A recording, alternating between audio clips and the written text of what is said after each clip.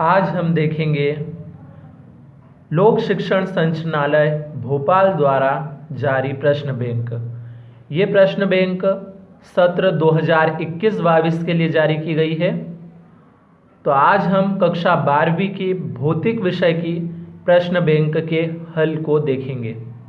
तो इसमें हम अध्याय 1 के संपूर्ण हल को देखेंगे। यहाँ पे वीडियो स्टार्ट करने से पहले यदि आपने अभी तक चैनल को सब्सक्राइब नहीं किया है तो सब्सक्राइब कर लें और बेल आइकन को प्रेस कर दें और वीडियो को अधिक से अधिक अपने दोस्तों में शेयर करें। तो शुरू करते हैं हमारा आज का ये वीडियो। सबसे पहले हम देख लेते हैं ब्लूप्रिंट को। मध्य प्रदेश बोर्ड के लिए ये ब्लूप्रिंट है। इसमें किस इकाई में से कितने अंक का प्रश्न आएगा ये सारा यहाँ ब्लूप्रिंट के अंदर दे रखा है और साथ ही में नीचे इस सत्र के लिए जो कम किया गया सिलेबस है वो भी दे रखा है। तो हम इसी के हिसाब से अपनी पढ़ाई को आगे जारी रखेंगे। तो आज हम देखेंगे सबसे पहले अध्याय 1 जिसका नाम है स्थिर विद्युत। इसके प्रश्नों को हल करेंगे।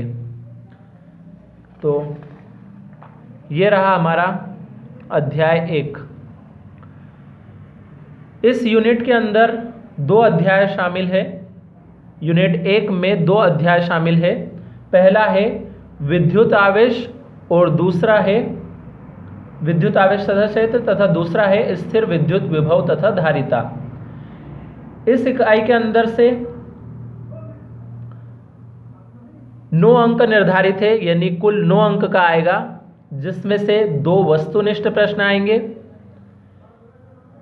2 अंक का एक प्रश्न आएगा और 5 अंक का भी एक प्रश्न आएगा। तो इस तरीके से 9 अंक पूरे हो जाएंगे। तो इस इकाई के पहले पार्ट यानी अध्याय 1 जिसका नाम है विद्युत आवेश तथा क्षेत्र, इसके प्रश्नों को आज हम हल करेंगे। तो सबसे पहले हमारे पास यहाँ पे सही विकल्प है। तो पहला सही विकल्प हम पढ़ते हैं।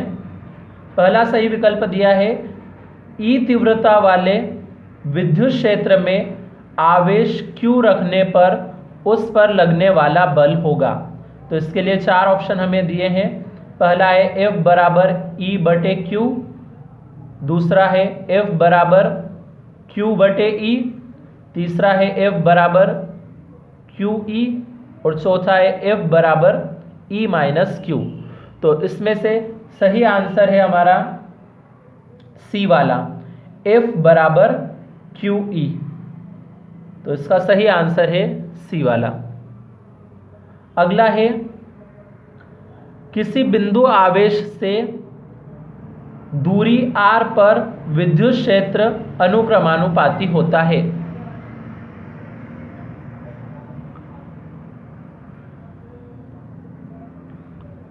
तो इसके लिए 4 ऑप्शन है हमारे पास। 1/r, दूसरा है 1/r², तीसरा है 1/r³ और चौथा है 1/r⁴।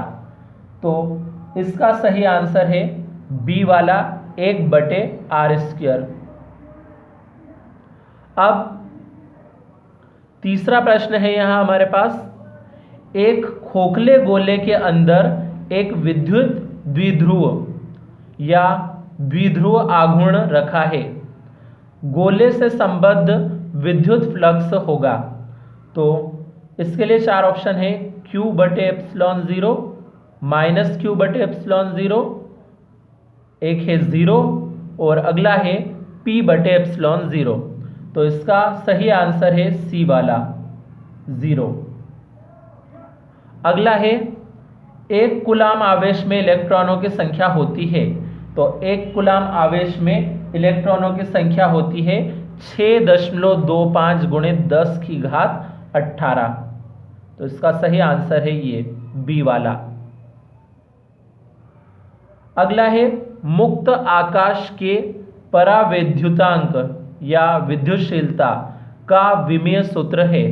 तो इसका विमीय सूत्र होता है m-1 L-3 T4A2। ये होता है इसका विमीय सूत्र, यानी डी वाला ऑप्शन इसका सही है। अगला है किसी विद्युत द्विध्रुव के केंद्र से दूरी r पर विद्युत क्षेत्र अनुक्रमानुपाती होता है।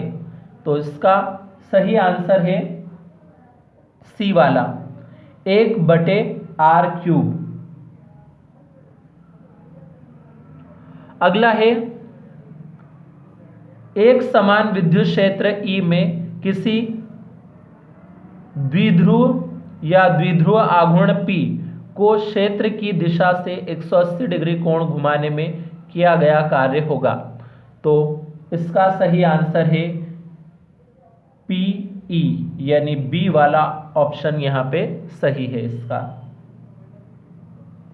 अगला है एक घन जिसकी प्रत्येक भुजा x है के केंद्र से ठीक ऊपर x/2 दूरी एक बिंदु आवेश q रखा है, घन से संबद्ध विद्युत फ्लक्स होगा। तो इसका आंसर आएगा ए वाला, यानी Q/ε0। अगला है विद्युत क्षेत्र का मात्रक है। विद्युत क्षेत्र का मात्रक क्या होता है? विद्युत क्षेत्र का मात्रक होता है न्यूटन प्रति कूलाम, यानी बी वाला N/c। तो ये हमने देखे इसके सभी सही विकल्प।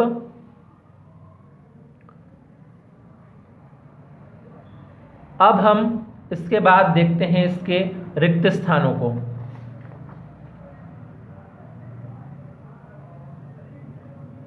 तो अब है हमारे पास इसके रिक्त स्थान।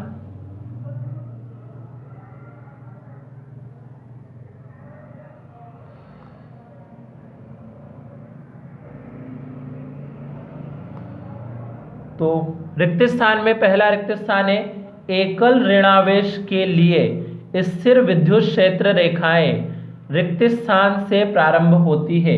तो इसका आंसर आएगा अनंत। कहां से प्रारंभ होती है? अनंत से। अगला है धातु का परावैद्युतांक रिक्त स्थान होता है। तो इसका भी आंसर है अनंत।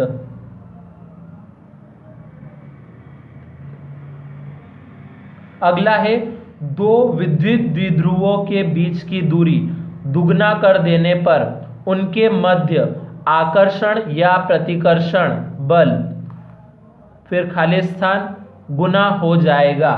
तो इसमें आएगा 16 गुना।